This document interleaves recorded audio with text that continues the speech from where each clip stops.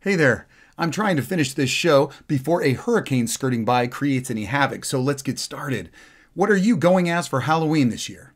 Well, whatever it is, it pales in comparison to what you were trick-or-treating in 40 years ago.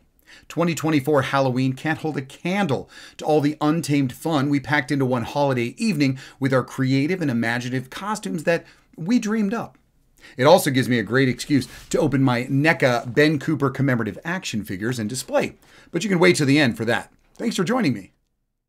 I'm Victor, and straight out of the Gen Experience, what we were wearing for Halloween costumes in 1984, when the holiday went mass market and adults joined kids in the growing trends of Halloween costume traditions once again. I'll provide the tricks if you'll treat me to a like and consider subscribing. Just no razor blades, please. Now, let's begin with the usual suspects. The Universal monsters never go out of style. Since the classic monster pantheon became ever present via TV in the late 50s, there hasn't been a Halloween without a monster, a bride, a wolfman, or Dracula. Halloween would feel empty without him, and 1984 was no different, chock full of the legends. However, it always seemed that Dracula got the spotlight. A few modest accessories and makeup to go with slightly regal threads your mom rummaged together only needed a cape and you were ready to haunt. Vampires of all variations were out in droves on Halloween. As for the rest of the Universal usuals, you might have better luck with one of the Ben Cooper costumes in a box. A thin hazmat-like coverall that perpetuated the greenhouse effect on your body, along with a razor-edged mask with dead eyes, yes, dead eyes, and a painfully sharp elastic band that dug into your head. With the smock having a basic color or design of the character, it more often than not featured the hero or villain you were portraying dead center, in case the mask didn't answer the question, who are you? A mask that with one false move could be disfigured for life.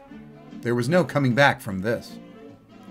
I don't remember a lot of werewolves or mummies as a kid. If they weren't the prepackaged costume, I can imagine those two monsters were killer to make from scratch. Tell me if you did the make your own wolfman or mummy and how you did it. In 1984, I know moms sewed a lot. So slip on that simple Halloween staple, the black onesie with bright white bones stitched on in key places. A skeleton bodysuit wasn't uncommon. Just ask Johnny and his friends from Karate Kid. It was simply more fun to just make your own Halloween costume, and historically that's how it had been done for generations. At least from the late 1800s through the 30s, when you wore whatever you could find. The idea was total anonymity, to perform pranks without getting caught. So crafted head coverings were, oh my god, what in creepy hell? These papier-mâché masks were meant to hide your identity, and did so, while also turning dreams into nightmares. That is until the 30s when more structured play came on the scene with Halco, who made the first marketed yet very flammable paper costumes with simple masquerade masks. And later, the first licensed character costumes would take the horror down a notch for organized annual Halloween haunts or barn dances or whatever they did. That's right. Hey, are you a hobo? This costume has been a go-to since the turn of the 20th century, and I remember fondly donning this disguise for a number of Halloweens myself. Nothing says scary like a homeless beggar, am I right? Being a bum was easy. I know people who've perfected it. But seriously, old clothes and torn hand-me-downs with just a touch of makeup and a hat to top it off was about all the effort this costume needed. My dad always seemed to have an old sport coat to donate to the cause. Did yours? Well, with that, all you had left to grab was your huge sack to carry that load. You know, the great thing about a pair of jeans and an old shirt was that it could easily double as a scarecrow. Parents were thrifty, and that hobo outfit with a rope belt, different hat, and strategically placed straw could make for one creepy crow deterrent. Ah, but the Indian costume made you feel strong. Proudly wearing the cool leggings and feathered headdress with basic war paint, let us pretend we were living the exciting life of an Indian brave. There was always a couple seen trick-or-treating, and this time, no disrespect intended. Unlike today, where you have to have an autumn festival if celebrating fall at all, my Catholic school was all in for the Halloween parties during the 80s. As long as we avoided the overly gruesome or mostly horrific costumes, we enjoyed trick-or-treating, a costume parade, and seasonal crafts during the school day. Angels and cowboys made their required seasonal appearances, of course, but this wasn't the 50s, and as the 80s rolled on, those would lose favor. Until Woody came along. But the generic army man was about as rough and tumble as we could get at our school, although he was even about to get a facelift. A few got away with a cute ghost or slipped by as an innocent bloodsucker. But devils, they were another story. Forbidden. Well, at school, that is. Years before Harry Potter, wizard costumes were more rare, but the witches and the devil were still a rite of passage for most kids. Although devil costumes stuck to a formulaic look of red body with tail, horns, and a pitchfork, the witches came in all shapes and sizes and could really showcase some creativity. Or whatever this is. Gene Simmons meets the Crucible? Well, no matter the style, most tended to play on creepy rather than cutesy, which sadly seems reversed today. Ugh. So how many of you out there were one of these one time or multiple times throughout your childhood Halloween? Alright, well this was the 80s, a time in pop culture that has never been repeated, where media was for the masses and mass-produced unlike any time before. Television, movies, even magazines spread the word on the brands and franchises we needed to pay attention to. Although cultural icons have always been a staple, there were endless more options available as commercialization exploded into our homes, theaters, and store shelves in abundance. The offerings of favorite franchises made famous in the 80s were endless fodder for Halloween costumes and raised the stakes from decades past. One year in middle school, I left the annual costume party a square.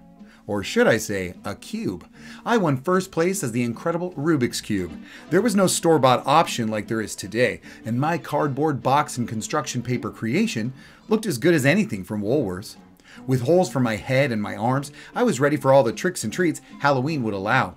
Feeling confident, I knew I might run into some other cubes that year, but I looked fantastic alongside the other new and exciting offerings that joined the traditional Halloween festivities. Princess Leia was Queen of Halloween since Star Wars debuted in 1977, accompanied by the rest of the Star Wars galaxy.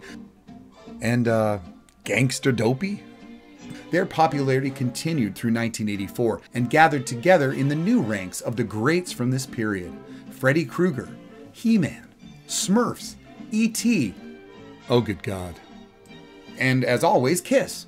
The most popular costume in 1984 was clearly Ghostbusters. I mean, it's there in the name, and it was a hit movie that summer. And surprisingly, they were prepared with costumes in stores. And not the kid plastic two-piece, but a better quality option. Not that a jumpsuit is that complex, mind you. But all the most popular franchises were all in, and we were surrounded by Gremlins, Pac-Man, Indiana Jones, and Rainbow Bright. Beyond fiction, real-life personalities and celebrities were fair game. Madonna, Michael Jackson, Boy George, and Cyndi Lauper continued the trend of the musical subcultures rising in the 80s and taking center stage as costume possibilities. The punk-style costume went gangbusters the year before in '83 with the rise of MTV and grew to incorporate all musical genres as they were easy to throw together last minute to live your rock star dreams. Most everything outside of the plastic costume in a box was still handmade from random clothes ready for donation or the rag bag. You wanted to show up all your friends with what you could mix and match into a complete look, because complete costumes, especially for older kids and adults on store shelves, was not quite big business yet, and if they were rare and expensive. But as we rode the fine line of the age of should we or should we not participate in trick-or-treating, we could always throw on the makeshift cheerleader or football uniform in the guise of taking our siblings around for candy and cash in a little ourselves. Minor accessories, basic makeup, and gel was all you needed to be anyone or anything on limited time, energy, resources, or budget. But your creativity and imagination could be on full display. Perhaps they never looked exactly how we envisioned it, but that wasn't the whole point. If you got the idea across, most of the time, what you made was better than anything available in the era. As MacGyvered as it was, we were proud of our creations. There was even a diverse array of inexpensive makeup kits growing more commonplace as people popularized the trend of homemade costumes for any of those big-name characters in hot Hollywood properties. Even for adults. If you did age out of official trick-or-treating, it didn't mean adults didn't participate in treats of their own. In the 70s, older kids and adults begrudgingly took on the role of escort for the youngest children, prowling the neighborhood or giving out candy at the house. But with the rising shift in Halloween culture, and all things scary being directed at the older set, especially in movies, not since the early 20th century had adults had as much fun, if not more, than the kids. Rubber masks had been a hot ticket item for years, and I mean hot. Created with adults in mind, the choices of face covering seemed limitless, but your choice to breathe was limited. Besides creeping about to scare others in the dark or arriving at parties in style, these masks of political figures, celebrities, terrifying creatures, or the faces of classic and new horror icons had little impact since they didn't last too long on your head. Pulling your hair as they came off while draining loads of sweat from every crevice, these things had short wear time. Of course, what to wear with these masks was up to you. Loads of full head coverings were offered, but not much to go with them. A suit, a jumpsuit, or just your regular clothes with monster hands would often do. Adults have been getting back into the holiday spirit since the late 70s, when haunted attractions started to rise from the dead once again. These annual Halloween options went right alongside the movie date to whatever new horror movie was assuredly playing at the time, or partaking in masquerade fun at grown-up parties where bobbing for apples was not the draw. While kids were either in their plastic hothouse or half-assed but awesome handcrafted cartoon character costumes of the time, adults made do with their own special magic of costume that ran the gambit of comical or slightly sexy. The dawn of sexy nurse, sexy cop, sexy cat, sexy mouse, sexy prison warden, sexy sewage worker, or whatever sexy costume began here when adults began to reclaim Halloween. Thanks for spending the night with me. Hope you enjoyed being had as much as I enjoyed having you. Well, as I always say at a time like this, unpleasant dreams. Thanks, Elvira. Well, please tell us all in the comments your favorite 80s Halloween costume memory, and let's compare. Today, 40 years later, we still see the classics, and sometimes very unique variations on them. And sometimes you just get the same old thing, like clowns. But I'm not here to scare anyone. However, in regard to pop culture in 2024, people may not be dressing as He-Man or Gremlins, who got a lot of play for a number of years before fading, and instead choose to dress as any of the countless flash-in-the-pan, popular one day and gone just as fast fads. New trends must make their way into Halloween in a timely manner in the 21st century. So expect to continue to see creatures from the Upside Down, but with returning favorites like Beetlejuice and Ghostbusters, and this year's hits like Deadpool and Wolverine, along with Taylor, witches from Wicked, Harley, Wednesday, and for the ambitious, Aliens. But it wasn't your costume that made Halloween great in 1984. It was Halloween in an era of new beginnings and make-believe worlds. It was the excitement we lived out, but just for a moment. The next day would all be over, or at least when the candy ran out. It was the one night to be bad, mischievous, to live out fantasy and also be on your own in the dark, cold night, filled with spooky sounds around every corner. And the scariest thing of all, trick-or-treating on your own until 10 p.m. or when the porch lights out. Some things never change, and sometimes change is all there is. As much as I avoided these costumes as a kid, the masks would do in a pinch. And who could ignore the nostalgic journey into Halloween past without Ben Cooper? Well, hello again. So I got these NECA action figures of Ben Cooper costumed kids. I loved them. I didn't think I'd get them, but I looked closer and said, that is Halloween. I want to display them. Now, in my hand is just one of them. It's actually a child in the Creature from the Black Lagoon costume. There were 5 in this wave. There was Creature, Devil, Frankenstein monster, a mummy, and a skeleton. But I actually only liked the Creature, the monster, and the Devil for some odd reason. So here's the Devil costume. So it is, frankly, it's a little boy in a Devil costume that looks almost identical to the costume you would have got in the 60s, 70s, and even the 80s. It is made of a great feeling plastic or vinyl there with a Velcro up the back, but the kid's not wearing anything and there's no other clothes. You're just going to keep this on.